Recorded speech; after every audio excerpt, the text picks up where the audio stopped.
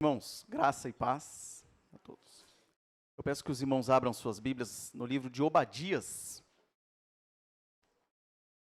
Como nós já tínhamos aberto em Joel, está ali próximo. E enquanto vocês vão procurando, eu vou contar uma história aqui. O livro do profeta Obadias. É um capítulo só, por isso que é um pouco mais difícil de achar. Mas não é impossível. Bom? Livro do profeta Obadias. Eu peço que os irmãos deixem a Bíblia aberta. E eu vou contar uma história aqui, antes de nós lermos a passagem. Meus irmãos, há muito tempo atrás, Deus criou a terra. Deus criou a humanidade, a começar por Adão e Eva, que foram crescendo, se proliferando, enchendo a terra. Encheu a terra a tal ponto que Deus escolheu um homem para fazer dele e da sua descendência o seu próprio povo. Esse homem se chamava Abraão. Abraão teve um filho chamado Isaque, que teve 2 filhos, Jacó e Esaú. Nesse período em que a história foi iniciada, nós vamos vendo que diversas vezes o povo de Deus, ele desobedece a ele, pratica idolatria. Deus anuncia para que o seu povo volte a adorá-lo. O povo continua rebelde, Deus vai lá e disciplina o seu povo. Novamente, Deus continua chamando o povo ao arrependimento. O povo às vezes se arrepende por um período, depois volta a desobedecer, e Deus vai lá e disciplina, e assim continua. A história que nós vamos ver, ou a passagem que nós vamos ver nesta manhã, tem a ver com isso, com o juízo de Deus e a misericórdia de Deus.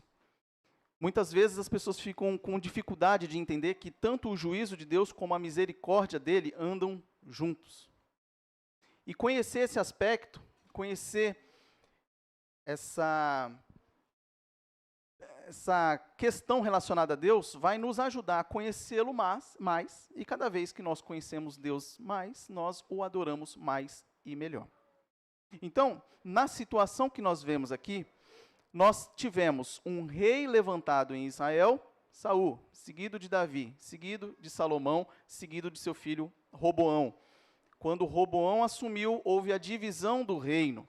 O povo já estava ali em Canaã e aquele território foi dividido ao meio. Então nós tivemos Jeroboão sendo o rei do reino do norte, e tivemos Roboão sendo o rei do reino do sul. Reino do norte, capital Samaria; reino do sul, capital Judá. Em 722 a.C., Deus manda um juízo para o reino do norte, porque o reino do norte havia desobedecido a Deus diversas vezes, caído em diversas idolatrias. Deus levantou diversos profetas e anunciou a eles que eles deveriam se voltar a Deus, caso contrário, eles seriam punidos. E eles não obedeceram. Então, em 722, Deus levanta o exército assírio para que devastasse o reino do norte, e assim aconteceu. Mesmo assim, o reino do sul se manteve, mas continuou idólatra e rebelde contra Deus. E profetas continuaram sendo levantados e continuaram anunciando para que eles se arrependessem e voltassem a Deus. Caso contrário, aconteceria a mesma coisa que aconteceu no reino do norte. Então, se arrependam, voltem a Deus, parem de idolatria. E eles continuaram desobedecendo. E o que aconteceu? Deus levantou o império babilônico, na figura de Nabucodonosor, que era o seu rei, para exercer o seu juízo contra Judá, o reino do sul. E assim aconteceu. Em 586 a.C., Babilônia invadiu o reino do sul, aprisionou os moradores de Jerusalém, devastou a cidade, levou eles para o cativeiro babilônico, onde eles ficariam ali por 70 anos. E nesse contexto é levantado o profeta Obadias. Por quê? Porque, como eu disse no início, aqueles 2 filhos de Isaque, Jacó e Esaú, eles deram origem a 2 povos. Então, Jacó deu origem ao povo judeu e Esaú deu origem ao povo de Edom, os edomitas, que fizeram a sua morada numa região cheia de montanhas no sul de Judá. Edom fez a sua base por ali, morou naquela região, que era, por causa da sua geografia, uma região muito segura para eles que moravam lá.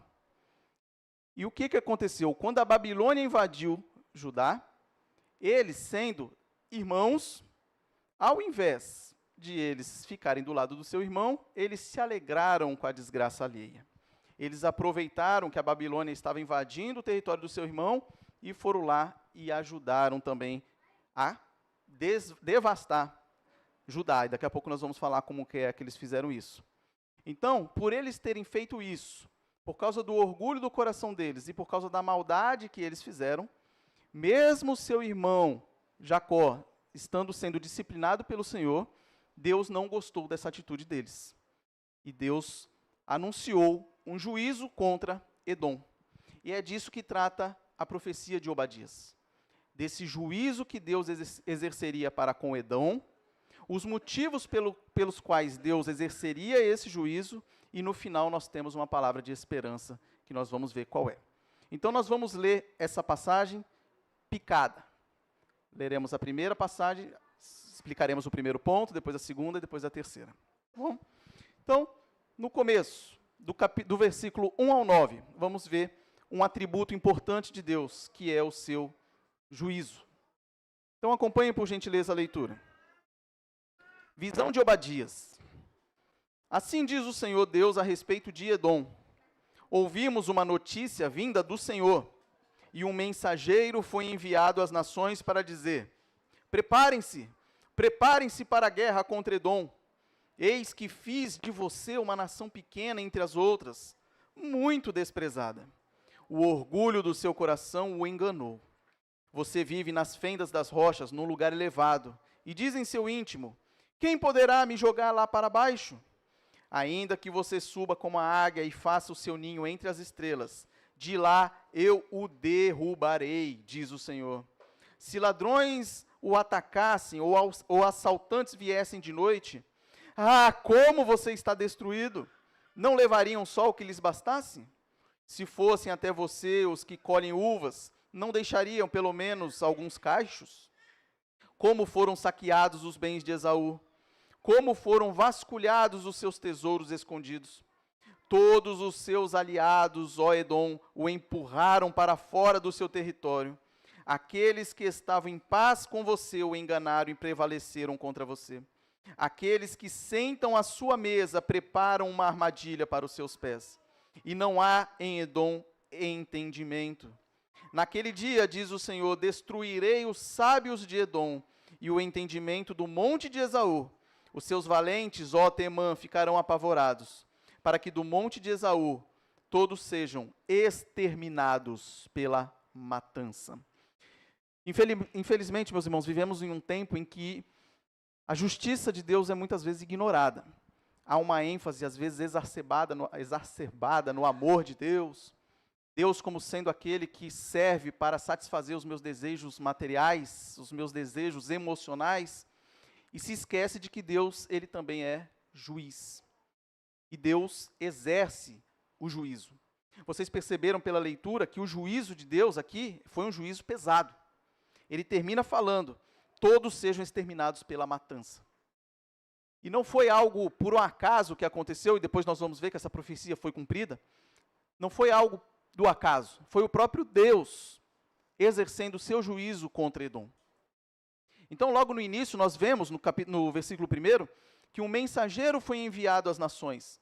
Esse mensageiro, logo no início do texto, é um anjo que Deus levantou para que levantasse as nações e se preparassem para a guerra contra Edom. Então, aqui Deus está agindo de maneira direta contra Edom. No versículo 2, ele diz: eu fiz de você uma nação pequena entre as outras, muito desprezada. Aqui é interessante a gente observar que Obadias ele estava fazendo uma profecia para o futuro, mas ele coloca aqui um verbo que dá a entender que já tinha sido feito. Ele falou: fiz de você uma nação. Por quê? Porque dá a noção de certeza de que isso ocorreria. Então, eu fiz de você uma nação pequena e muito desprezada. E aqui nós vamos ver que o orgulho de Edom o enganou. Ele se achava muito seguro na região onde ele morava. Cercado de montanhas, cercado de canyons, havia lugares ali, que hoje é na Jordânia, havia lugares ali onde só passavam 12 pessoas, apertadinhas, local apertado, eles moravam lá em cima. Há montanhas lá de mais de 2.000 metros. Então eles se sentiam seguros, ou seja, a segurança deles não estava em Deus, estava na geografia do local. E aqui nós temos uma lição importante para nós também. Onde está a nossa confiança? Será que a nossa confiança está no nosso trabalho? Na nossa reserva financeira? Na nossa saúde? Em pessoas específicas? Ou a nossa segurança está em Deus? Pois aqui nós vemos que, embora Edom tivesse uma segurança grande por causa da geografia do local, Deus fala que não adiantaria. Ele poderia subir as estrelas, e essa questão das estrelas é interessante, porque os montes lá eram tão altos, que às vezes as pessoas embaixo olhavam e viam as estrelas lá para cima, e ele faz essa analogia dizendo, vocês poderiam morar lá nas estrelas, que de lá eu derrubaria vocês. Ou seja, a segurança de Edom estava direcionada para um local errado. Depois ele continua, dizendo assim, no versículo 5, se ladrões o atacassem, ou assaltantes viessem de noite, aqui ele mostra dois tipos de destruição que eles sofreriam. Ladrões aqui no sentido de um furto mais velado, e assaltantes no sentido de destruição física e destruição material. Então eles seriam destruídos totalmente, viessem de novo, e aqui ele faz uma expressão, como você está destruído? Aqui é o profeta vendo a destruição que estava ocorrendo com Edom, e ele se exalta, ele se surpreende ao dizer, olha, como você está destruída, não sobrou nada de você, Edom. E ele vai continuar, no versículo 7, todos os seus aliados, ó Edom, o empurraram para fora do seu território. O que significa isso? Edom era pequeno, e ele precisava de aliados. Se ele precisasse, porventura, fazer alguma operação militar, ele precisava de aliados que o ajudassem. E um dos meios que Deus utilizou para destruir Edom foi a traição. Aqui mostra que os aliados dele pegariam ele e tirariam ele daquela terra segura onde ele estava para que eles fossem destruídos. Na sequência ele diz, aqueles que estavam em paz com você o enganaram e prevaleceram contra você. Ou seja, nações ao redor que estavam em paz com ele, também iriam contra. Aqueles que sentam à sua mesa prepararam uma armadilha para os seus pés. Ou seja, aquele que compartilha a mesa, mostrando uma certa amizade ali, ou até algum povo mais pobre do que eles auxiliavam, até esses o trairiam e iriam contra ele. Tudo isso são meios que Deus estava utilizando para exercer o seu juízo contra Edom. E no final ele fala, no final do verso 7, e não há em Edom entendimento. Naquele dia, diz o Senhor, destruirei os sábios de Edom. Aqui, Deus exercendo o juízo. Eu destruirei os sábios de Edom e o entendimento do monte de Esaú. O que significa isso? Edom possuía sábios. Inclusive, um dos sábios de Edom, o natural de Edom, foi um daqueles amigos de Jó que conversou com ele. Elifaz. Ele era de Terã, a capital de Edom. Então haviam sábios ali, e Deus está falando que ele destruiria o entendimento desses sábios. Esses sábios não teriam mais conselhos a dar. Seriam surpreendidos pelas eventualidades que porventura ocorressem.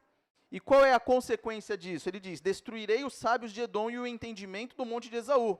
Verso 9, como consequência disso, os seus valentes ficarão apavorados, ou seja, eles não teriam liderança ali, sábia, para mostrar qual o caminho que eles deveriam adotar.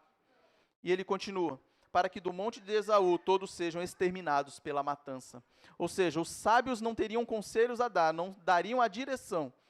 Os chefes militares ficariam perdidos, e com isso o povo disperso, sem comando, seriam facilmente dizimados pelos inimigos que estavam se aproximando dele. Então, meus irmãos, algumas aplicações com relação ao juízo de Deus. Primeiro, que ele existe. E é importante que nós reconheçamos isso, pois haverá o dia do juízo. E Deus, ele é o justo juiz. Ele dá a medida certa para a maldade feita. Nós vamos ver depois, aqui o próximo ponto, por que que Deus agiu dessa maneira contra Edom. Então nós temos que entender que, primeiro, onde está a nossa confiança? Será que está igual a Edom, na geografia do local, em outras coisas, ou está em Deus? Se não estiver em Deus, devemos reordenar a nossa segurança para aquele que merece ter toda a nossa segurança. Depois nós aprendemos aqui que, sabendo dessas coisas, nós devemos temer ao Senhor. Algumas implicações de reconhecer que Deus é juiz é o temor a Deus. Como diz em Provérbios 9:10, o temor do Senhor é o princípio da sabedoria.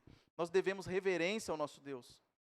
É muito comum nós vermos pessoas tratando Deus com irreverência, tratando Deus como um igual a nós, ou às vezes, pior ainda, como um inferior a nós, sujeito às nossas vontades. Deus é soberano, e Deus, ele merece todo o nosso temor, louvor, adoração e glória. Próximo ponto. Nesse primeiro nós vimos o juízo de Deus. Agora nós vamos ver o porquê Deus agiu dessa maneira contra Edom. E nós vamos saber que Deus, ele repudia a maldade. Então acompanhem aí, por gentileza, a partir do verso 10. Por que é que Deus exerceu esse juízo contra Edom? Verso 10. Por causa da violência feita ao seu irmão Jacó, você ficará coberto de vergonha e será exterminado para sempre. No dia em que estranhos levaram os bens de seu irmão Jacó, você estava presente. Quando estrangeiros entraram pelos portões e lançaram sortes sobre Jerusalém, você mesmo era um deles. Você não devia ter olhado com prazer para o dia do seu irmão, o dia da sua calamidade. Você não devia ter se alegrado pelo que aconteceu com os filhos de Judá no dia da sua ruína. Você não devia ter falado de boca cheia no dia da angústia. Você não devia ter entrado pelo portão do meu povo no dia da sua calamidade. Você não devia ter olhado com prazer para o seu mal no dia da sua calamidade. Você não devia ter posto as mãos sobre os seus bens no dia da sua calamidade. Você não devia ter parado nas encruzilhadas para exterminar os que escapassem. Você não devia ter entregado ao inimigo os que escaparam com vida no dia da angústia. Porque o dia do Senhor está prestes a vir sobre todas as nações. Você será tratado da mesma forma como tratou os outros. O mal que você fez cairá sobre a sua cabeça, porque assim como vocês beberam no meu santo monte, assim todas as nações beberão sem parar, irão beber, engolir e serão como se nunca tivessem existido. Então aqui, meus irmãos, nós vemos o motivo pelo qual Deus estava exercendo o seu juízo contra Edom. Resumindo, Edom utilizou o exército babilônico que invadia Judá para se aproveitar da dificuldade do seu irmão. E já seria grave por si só o que Edom fez, mas havia ali um agravante, que era por ele ter sido seu irmão. Então nós vemos aqui, logo no início, no versículo 10, você ficará coberto de vergonha, porque Edom, ele estava localizado numa região estratégica, então ele não era um país, uma região pobre. Ali passavam diversos comerciantes. Inclusive, a maldade de Edom é tão grande que quando Moisés estava levando o povo para a terra de Canaã, eles impediram que Moisés passasse pelo seu território. Ele falou, se passar aqui, eu vou pegar vocês. E aí Moisés teve que dar a volta. Então ele tinha um local estratégico, ele fazia comércios ali. Então ele não era de todo pobre. Então aqui ele fala, ó, por causa da violência feita ao seu irmão Jacó, você ficará coberto de vergonha. Ou seja, então uma nação orgulhosa, que se achava protegida, que se achava a última bolacha do pacote, vamos dizer assim, que nada aconteceria com ela, ficaria morrendo de vergonha, porque seria dizimada. E os motivos? Você estava presente quando aquele exército invadiu. Então aqui, eles agiram com omissão. Eles viram que o exército babilônico estava vindo, eles estavam presentes, mas apenas observaram num primeiro instante. Eles ficaram ali como urubu, esperando para atacar. Ficaram ali escondidos, olhando, observando a destruição do seu irmão. E na sequência eles invadiram também. Eles aproveitaram para recolher aquilo que tinha sobrado da já devastada Judá. Aqui o texto diz que eles entraram pelos portões e lançaram sortes, ou seja, divisão do espólio. Aquilo que o exército babilônico não conseguiu levar, eles foram lá e levaram, lançaram sortes. Verso 12, o que eles fizeram? Olharam com prazer para a desgraça alheia. Olharam com prazer, se alegraram, riram, falaram de boca cheia, olharam com prazer para a desgraça do seu irmão. Ainda ficaram escondidos, aqui o texto fala nas encruzilhadas. Essas encruzilhadas poderiam ser localizações de fácil escape para um povo que estava sendo invadido, ou algo criado para isso mesmo, alguma porta no fundo, a porta dos fundos para a pessoa fugir por ali. Eles ficaram escondidos nas encruzilhadas, pegando aqueles judeus que estavam fugindo do exército babilônico, e aí, ou eles matavam, ou pegaram e sequestravam e levavam para o exército babilônico. Então nós vemos os motivos do juízo sendo o orgulho deles, para começar. Depois a violência deles praticada contra o seu irmão, violência praticada por omissão, violência quanto à divisão do espólio, alegria com a desgraça alheia, o roubo, a morte, o sequestro. Lá em Deuteronômio 23:7, nós vemos esse agravante por eles serem irmãos. Aqui a ordem era para Israel, mas diz assim: não aborrecerás o edomita, que era o seu irmão, pois é teu irmão, nem aborrecerás o egípcio, pois estrangeiro foste na sua terra. Então, meus irmãos, eles se alegraram com a desgraça alheia. E será que isso é incomum nos dias de hoje? Infelizmente, nós vivemos em uma época terrível de insensibilidade, e às vezes até de alegria mesmo. É comum pessoas se depararem com acidentes de trânsito, por exemplo, e a pessoa querer fazer vídeos e postar na internet com o intuito de conseguir seguidores, por exemplo. Nem se atenta com a possível desgraça que ocorreu. Às vezes a pessoa está lá numa situação terrível, até morreu, e a pessoa quer angariar fundos por meio disso. A pessoa é egoísta. Muitas vezes nós vemos um irmão passando uma dificuldade e nós queremos nos aproveitar dele. Vou aproveitar agora que meu irmão está com dificuldade, está vendendo todos os móveis da casa dele, vou aproveitar e vou pedir para pagar metade, que ele vai ter que vender mesmo. Então eu uso da desgraça alheia para me aproveitar do meu irmão. Ou às vezes eu fico alegre com a queda de um irmão meu. Um irmão foi lá, caiu em determinado pecado, e ao invés de nós estendermos a mão, nós nos alegramos, às vezes até inconscientemente, mas falamos: bem feito. Eu sabia que aquele ali tinha. A cara dele nunca me enganou.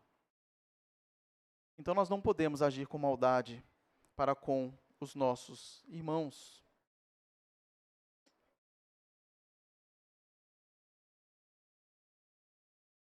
E por isso, por causa dessa maldade, foi que Deus exerceu o seu juízo contra Edom. E aí nós vemos o juízo de Deus na primeira parte da passagem. Nós vemos o motivo pelo qual Deus exerceu o seu juízo. E agora na terceira parte nós vamos ver mais um atributo de Deus, que é a sua misericórdia. E nós vamos ver que mesmo para aquele povo que estava sendo disciplinado, aqui chamado de Jacó, Deus ainda exerce misericórdia para com ele. E nós vamos ver o que vai acontecer a partir de agora, a partir do verso 17, no ponto que Deus é misericordioso. Mas, no monte Sião haverá livramento. O monte será santo, e os da casa de Jacó tomarão posse de sua herança. A casa de Jacó será fogo, e a casa de José será chama. Mas a casa de Esaú será palha. O fogo e a chama incendiarão a palha e a consumirão. E ninguém mais restará da casa de Esaú, porque o Senhor o falou. Os de Neguebe tomarão posse do monte de Esaú, e os de Cefelá ocuparão o território dos filisteus. Tomarão posse também dos campos de Efraim e dos campos de Samaria. E Benjamim tomará posse de Gileade. Os cativos do exército dos filhos de Israel tomarão posse do território dos cananeus até Sarepta. E os cativos de Jerusalém, que estão em Sefarade, tomarão posse da cidade do sul. Salvadores hão de subir ao monte Sião, para julgarem o monte de Esaú, e o reino será do Senhor. Passagem um pouco difícil, passagem com muitas informações, mas eu espero poder esclarecer um pouco aqui. Aqui, meus irmãos, o que acontece? Logo no início, versículo 17, diz que o Monte Sião, ele é o local que é representado como aquele local onde haverá um dia o Monte Sião Celestial, o local de do reino do nosso Senhor Jesus Cristo.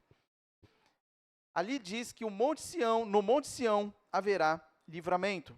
Em Hebreus 12, 22, diz assim: mas tendes chegado ao Monte Sião e à cidade do Deus vivo, a Jerusalém celestial. As profecias, geralmente, elas têm múltiplos cumprimentos. Então, essa questão do Monte Sião ser levantado e passar a recuperar o seu território, foi cumprida em parte depois que o povo começou a retornar do exílio babilônico. E nós vamos ver que ele começou a retomar todo o território ali, como diz a profecia. Mas um ponto culminante foi com a vinda, com a morte, com a ressurreição e a ascensão de Jesus Cristo. Aí sim a profecia se cumpre de maneira integral. E aí nós vemos aqui que quando eles voltassem, a partir do verso 19, os de Neguebe tomarão posse do monte de Esaú.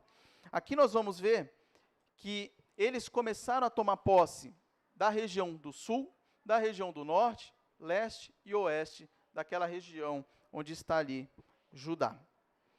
Como diz lá em Gênesis 24, 14, a tua descendência será como o pó da terra, estender-se-á para o ocidente, para o oriente, para o norte e para o sul. Em ti e na tua descendência serão abençoadas todas as famílias da terra. Então, aquela promessa feita a Jacó lá atrás, mostra a toda aquela região, e aqui essa região sendo recuperada de novo. Então, essa profecia começa e termina falando do Neguebe, que era uma área montanhosa e seca ao sul de Judá. Então, ele faz essa referência dupla, mostrando que era bem ali onde ficava Edom. Então, aquela região de Edom seria ocupada agora pelo povo de Deus. Para o ocidente, os habitantes de Cefelá, que reivindicariam as terras dos filisteus. Então, você vê o povo de Judá tomando conta de todas as regiões. Ao norte, possuirão também os campos de Efraim e os campos de Semaria. Efraim representa a totalidade das tribos do norte, e Benjamim possuirá Gileade. E o nome de Gileade, ele se refere a toda a Transjordânia. A Sarepta, que fala no texto, é localizada ao longo da costa da Fenícia, entre Tiro e Sidom, e a localização de Sefarade é incerta, mas podemos vislumbrar aqui que era toda aquela região que estava ocupada por esses povos, e a partir de então, Judá começaria a dominar sobre ali.